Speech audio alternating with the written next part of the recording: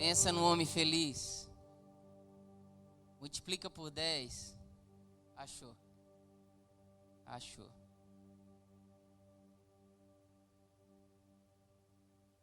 Glória a Deus. Aleluia. Vou ler o texto, depois vamos fazer os agradecimentos e comentar alguma coisa. Jeremias, capítulo 18, versículo de 1 ao 6. É o tema da campanha. Profeta maior Jeremias 18, de 1 ao 6. Meu pastor, quando eu saí da cidade, ele mandou um WhatsApp para mim e disse assim, não esquece de mandar meu abraço para o povo de lá, pastor Josué. Ele se mandou um abraço lá para o pastor presidente, pastor Joab, para todo o povo lá. E quando eu cheguei aqui, recebi outro WhatsApp, era o pastor Marcos, dizendo, não esquece de mandar meu abraço para o povo. É que o povo daqui é muito querido, daí a gente fica tendo que mandar abraço. É uma bênção de Deus, né? A gente fica muito feliz também em ver os irmãos. É a maior alegria que tem. Eu estava lembrando de quando Paulo escreveu, lembrando da carta de Paulo aos Coríntios, a segunda carta, quando ele faz algumas repressões e faz alguns elogios e faz os cumprimentos. É como se eu estivesse na segunda carta a Sara, né? Olhando os rostos. Jeremias capítulo 18. Versículo 1, agradecer ao irmão Lucas pelo convite, amigo particular, evangelista Lucas, bênção de Deus. Eu não vou citar nomes aqui, Carlos, tem vários amigos aqui na fé, o Wellington. Se eu citar todos os nomes aqui, vai ser uma genealogia, vai ser crônicas aqui, se eu começar a citar nome. Jeremias, capítulo 18, versículo 1 a seguir, que diz assim: A palavra do Senhor que veio a Jeremias dizendo: Levanta-te e desce à casa do oleiro, e lá te farei ouvir as minhas palavras. E desci à casa do oleiro, e eis que estava fazendo a sua obra sobre as rodas. Como o vaso que ele fazia de barro se quebrou na mão do oleiro, tornou a fazer outro vaso, conforme que pareceu bem aos seus olhos fazer. Então veio a mim a palavra do Senhor dizendo: Não poderei eu fazer de vós como fez este oleiro, ó casa de Israel?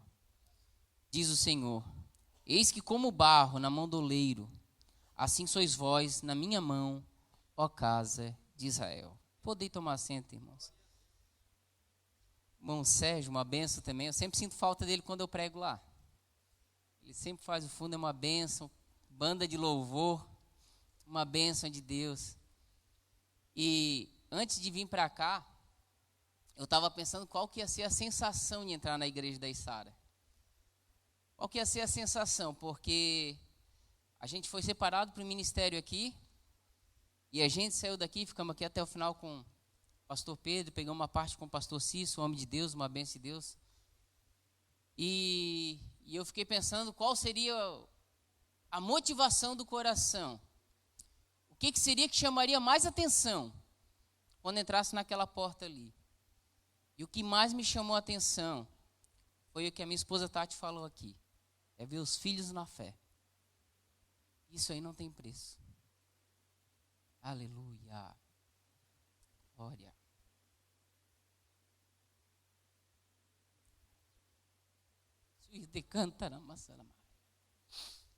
Glória a Deus. Deus é bom. A melhor coisa que tem na vida, meus irmãos, é você fazer a obra de Deus. Aleluia. O silêncio. Trouxe silêncio? Eu trouxe. Nada na vida supera a obra de Deus.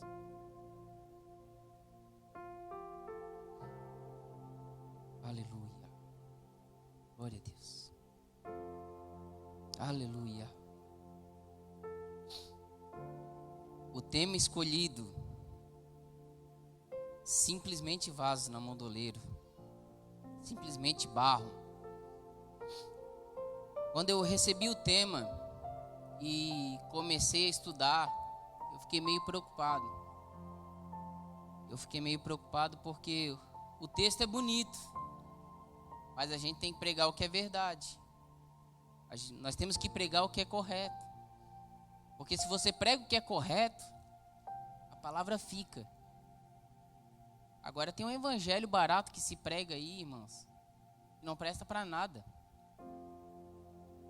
E quando eu fui estudar o texto e ver o que falava a palavra de Deus, e eu costumo estudar o texto, o contexto, a parte histórica dele, eu pensei, bem, quem escolheu o texto foi o irmão Lucas. Eu sei que o irmão Lucas é homem de Deus.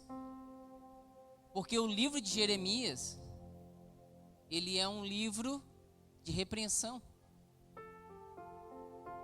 E eu comecei a orar a Deus e falar com Deus, Deus, como é que eu vou? Faz tanto tempo que eu não vou lá. Como é que eu vou trazer uma palavra que vai falar de repreensão? Trazer uma palavra que falasse de bênção. A palavra que falasse de vitória, entregasse bênção para todo mundo aqui essa noite. Mas eu tenho um compromisso. Antes de ter um compromisso, o irmão Lucas que me convidou, antes de ter um compromisso com o pastor da igreja, ainda que eu seja submisso a ele, eu tenho que ter um compromisso na minha vida com a palavra de Deus. Eu tenho que ter um compromisso na minha vida com a palavra de Deus.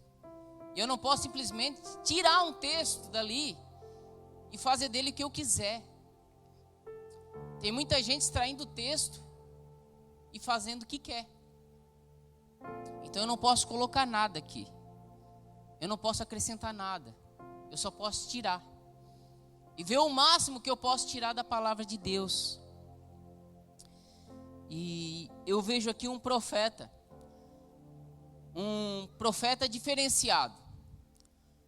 Um profeta que foi chamado para chamar a atenção de toda uma nação. Mas um profeta que não tinha essas características. Jeremias não era aquele homem que ia com impulso, com intuito. Aquela pessoa de guerra como Davi. Aquele cara valente, aquele cara que você olha assim, ele vai com garra, com vontade, como o mundo diz, vai com a faca na boca e sangue no olho, para vencer a guerra. Jeremias não era assim. Eu comecei a estudar a vida dele. Vi que Jeremias, se não tivesse Deus, era a pessoa mais propensa a ter uma depressão, de tão introvertido que ele era. Ele lutava constantemente contra o desânimo. Eu consigo ver, parece uma formiga se agigantando e fazendo algo extraordinário. Não porque ele era grande, mas porque ele entendia e conhecia o Deus que ele servia. Ele conhecia seu Deus. O interessante é que eu não vejo promessa. Você começa a ler o livro e você não vê promessa. É muito bom quando você vai fazer algo, mas que você tem uma promessa. Que você tem uma recompensa meio que de imediato. Mas na vida de Jeremias não. Ele começava a olhar para todos os redores e não achava nada na terra, e por isso que ele é considerado o profeta chorão, o profeta das lamentações. E todo mundo olha para ele e diz assim: esse profeta aí não é aquilo tudo não. É um profeta meia boca que fala. É um profetinho assim, ó. Não é aquele profeta todo. E se você for ler o texto, você vai ver que zombaram dele. E reprimiam ele. E Jeremias chega uma hora que ele olha para dentro de si. E quem nunca fez isso na vida? De olhar para dentro de si com ferida na alma. Essa semana, eu estava num discipulado. E enquanto nós estávamos falando ali da palavra de Deus, ela começou a se abrir. Essa pessoa, ela começou a se abrir. E começou a chorar, e começou a chorar. E demorou cerca de 3 horas e começava a chorar de novo. E eu comecei em espírito a orar a Deus, dizer: meu Deus, o que dá para fazer com essa alma? A pior ferida que tem não é a ferida do corpo. A pior doença não é a doença do corpo. A pior doença que o homem pode ter é a doença da alma. É a doença de espírito. E eu via sair daquela boca vários conhecimentos, daquela conversa vários conhecimentos. E uma certa hora, abre-se a palavra e é lido que a sabedoria desse mundo para Deus é loucura. O mundo não entende nós. E o mundo nunca vai nos entender. O dia que o mundo nos entender, nós temos que começar a tomar cuidado. Porque nós não agimos por razão. A razão não faz parte da nossa vida. A razão não faz parte da vida do crente. Por que você veio no culto? Eu vim cultuar a Deus. Que Deus? Eu vou fazer uma campanha de 7 dias. Mas você já fez quantas? E às vezes fica difícil. Mas em tudo, na nossa vida, Deus é soberano. Deus, Ele consegue ver tudo. E eu queria anotar aqui, rapidamente, 3 pontos na vida daquele povo que fez ele se distanciar de Deus. Antes de entrar no contexto. O primeiro ponto que fez aquele povo de Israel se distanciar de Deus foi ingratidão. Deus olhou para ele e disse: olha, esse povo é o povo ingrato. Por isso, Jeremias, profetiza contra ele tudo o que eu vos disser. Há ingratidão no meio do povo. E é isso que a palavra diz. Que o povo, depois que atravessou o Mar Vermelho, e já estava instalado na Terra Santa, ele não soube reconhecer o seu Deus. Ele não soube reconhecer a grandeza do seu Deus. E começou a desobedecer os seus mandamentos, começou a desobedecer a palavra de Deus. E eu anotei aqui, que omissão e desobediência geram punição. Sempre que nós somos omissos a alguma coisa, ou desobedecemos a palavra de Deus, nós vamos ter uma certa punição. E o profeta Jeremias entendia o que era o chamado de Deus. Presta atenção, meu irmão. Eu quero que levante a mão aqui. Quem quer ser feliz? Levanta a mão. Só quem quer ser feliz. Amém. Glória a Deus. Todo mundo quer ser feliz, né? Que bênção. Glória a Deus. Agora eu quero perguntar aqui. Quem quer sofrer aflição? Levanta a mão. Opa. Deixa eu te falar uma coisa.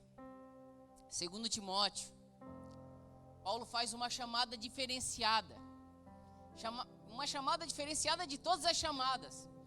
Ele diz assim: ei, Timóteo, olha para mim, vem comigo e sofre comigo as aflições de um bom soldado.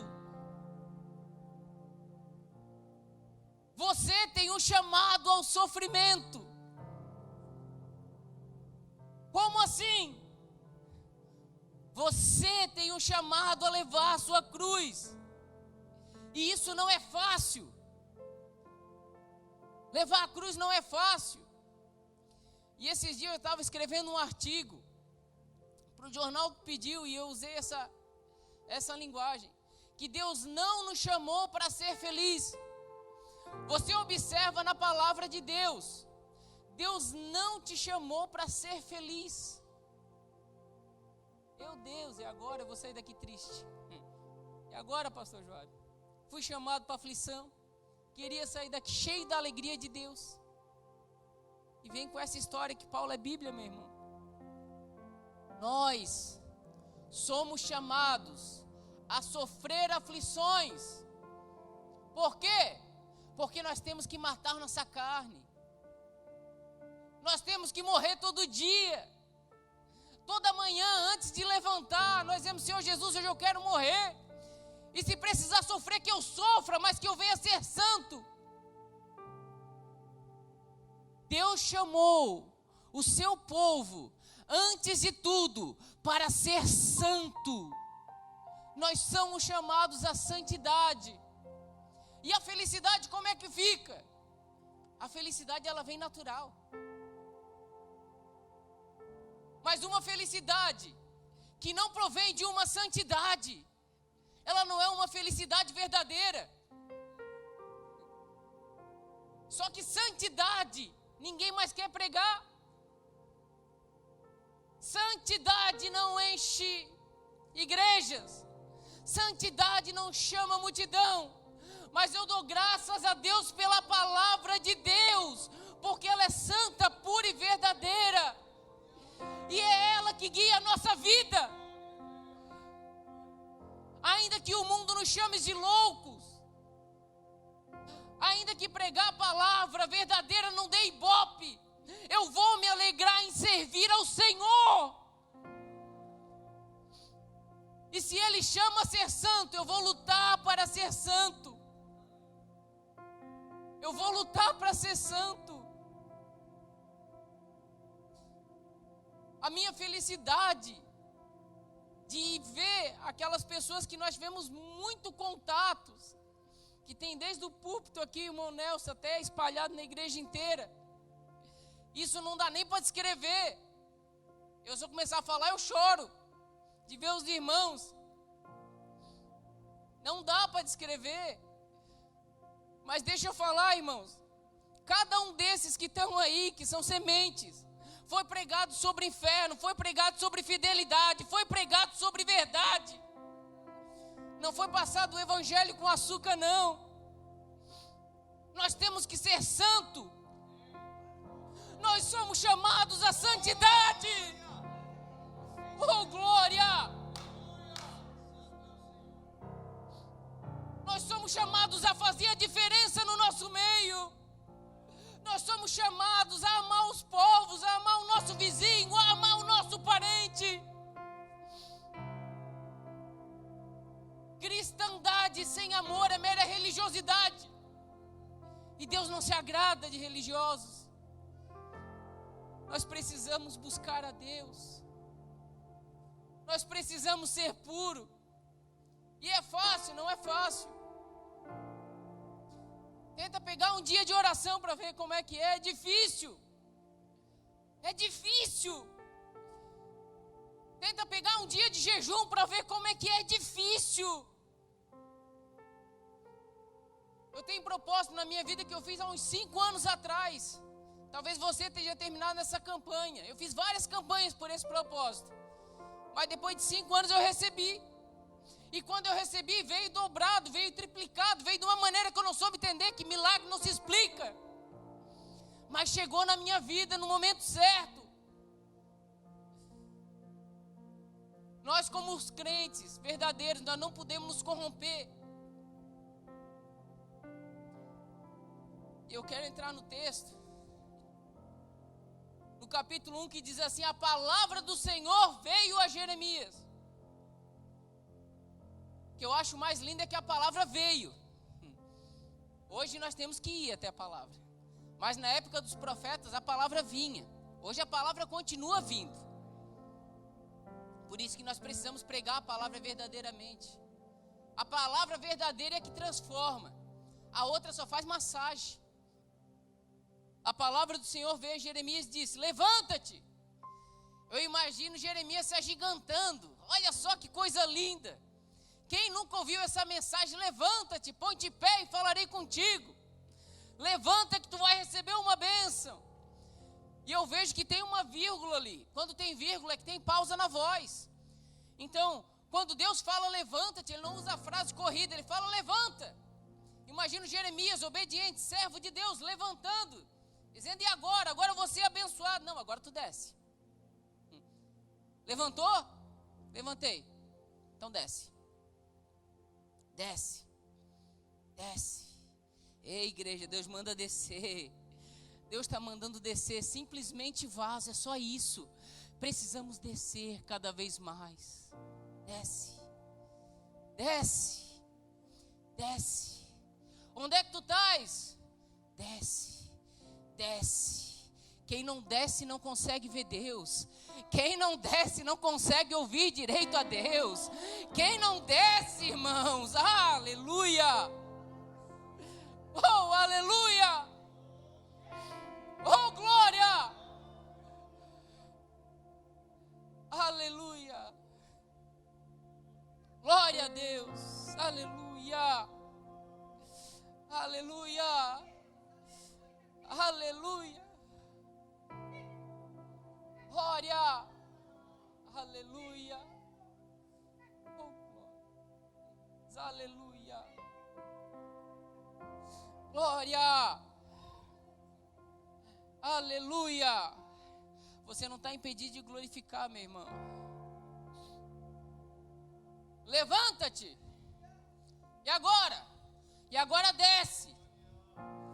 Por que eu tenho que descer? Pega isso, meu irmão. Deus não fala em qualquer lugar. Deus não fala em qualquer lugar. Ele diz: levanta-te e desce a casa do oleiro. A casa do oleiro aqui figura a casa de Deus, aonde Deus fala. E lá, e aqui, Ele vai fazer você ouvir a palavra dEle. Deus tem um plano para a tua vida. Deus tem um plano para a tua família. Deus tem um plano para os teus filhos. Mas para isso nós precisamos permanecer fiel e buscar santidade. Nós precisamos. E desci vi suas obras sobre rodas. Versículo 4 diz que o vaso se quebrou. Você sabe por que o vaso se quebrou? A Bíblia não diz que o oleiro quebrou o vaso. Não foi isso. Glória a Deus, aleluia. Em nenhum momento, a Bíblia diz que o oleiro quebrou o vaso. A Bíblia diz que tinha o barro e o oleiro estava formando o vaso. E quem se quebrou foi o vaso.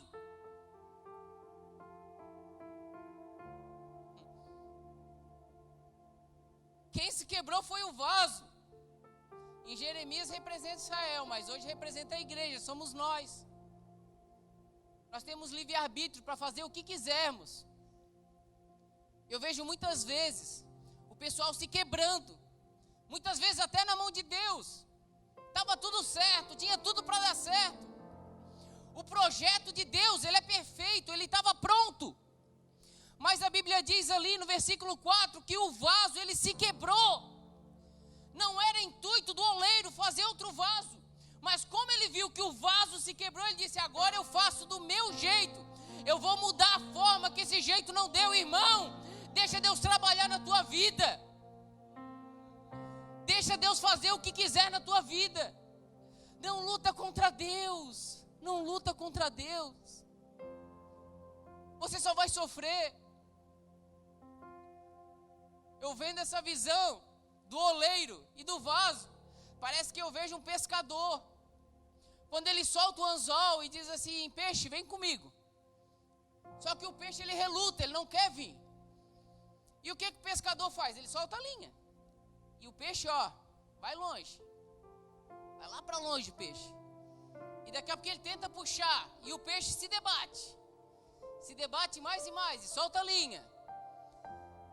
Irmão, quando o pescador puxa, não sobra quase dente nem lábio. De tão dura que é a dor. Mas quando nós entendemos que nós somos simplesmente barros na mão do oleiro, nós deixamos ele trabalhar, para que nós não nos venhamos a nos quebrar, e Deus tenha que fazer tudo de novo. Aceita o que Deus tem para a tua vida.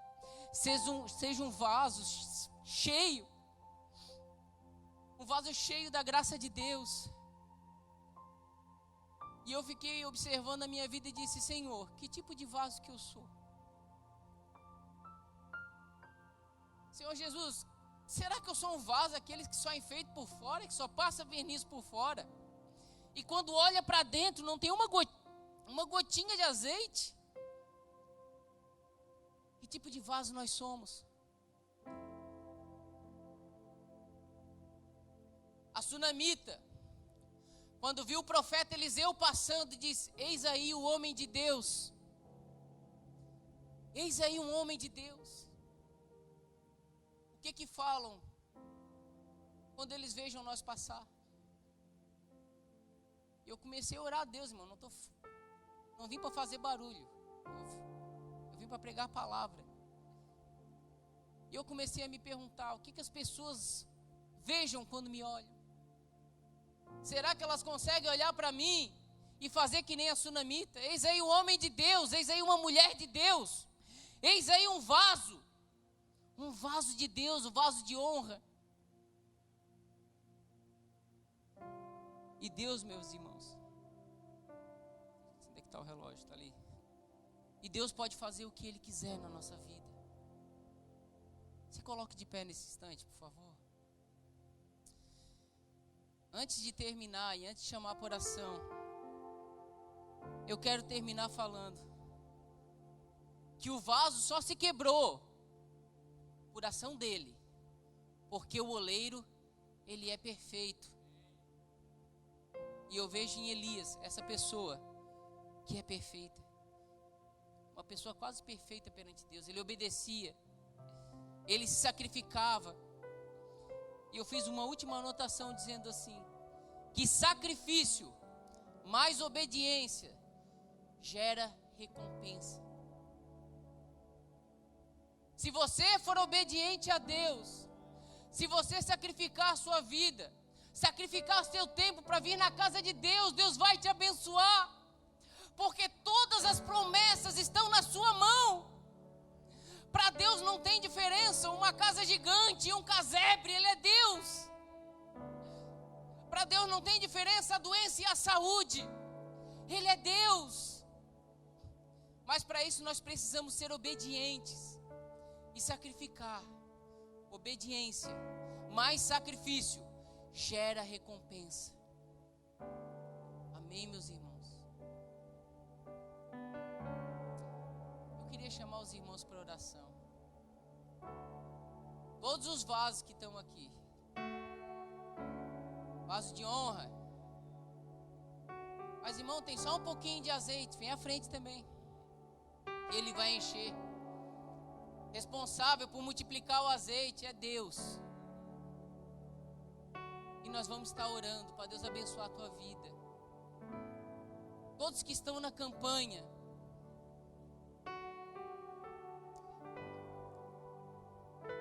aleluia. Se você está aqui, meu irmão, ainda que venha a última noite só, é porque Deus tem um propósito na tua vida. Deus não chama ninguém falso. Vem bem para frente, irmãos. Pode vir bem para frente aqui para caber todo mundo. Isso. Glória a Deus. Glória a Deus. Eu vou descer a casa do oleiro. Glória a E o Deus. meu Senhor irá me refazer. Coloque a mão no seu coração Eu vou descer e louve ao Senhor. pra glória e honra dele. Eu vou descer pra Deus aparecer. Deixa Deus trabalhar na tua vida, meu irmão. Eu vou descer Começa a pedir para a Deus casa do oleiro. para que possamos ser mais santos. E o meu Senhor Aleluia. irá me refazer. Eu vou descer pra glória e honra dele. Eu vou descer pra Deus aparecer. Aleluia. Eu queria nesse momento perguntar se tem alguém para entregar sua vida para Cristo.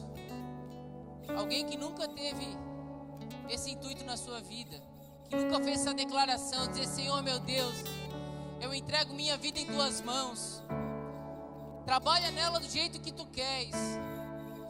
Se você conhece alguém que está do seu lado, que ainda não confessou a Cristo, pergunte com carinho, porque Deus tem um propósito nessa vida. Aleluia. Glória a Deus. Deus tem um propósito na tua vida, meu irmão. Vamos permanecer fiel. Alguém que queira entregar sua alma para Cristo é a melhor decisão que você pode fazer na sua vida. Não tem nada melhor na nossa vida, meu irmão, do que pertencer a Cristo.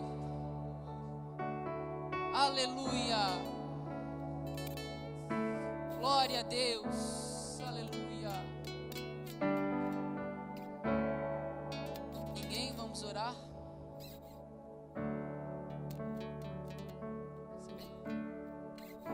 Vai recebendo a Cristo. Uma alma recebendo a Cristo. Já é daqui. Que Deus abençoe, meu irmão. Que Deus abençoe. Oh, glória a Deus. Aleluia. Obreiro, levante sua voz em oração.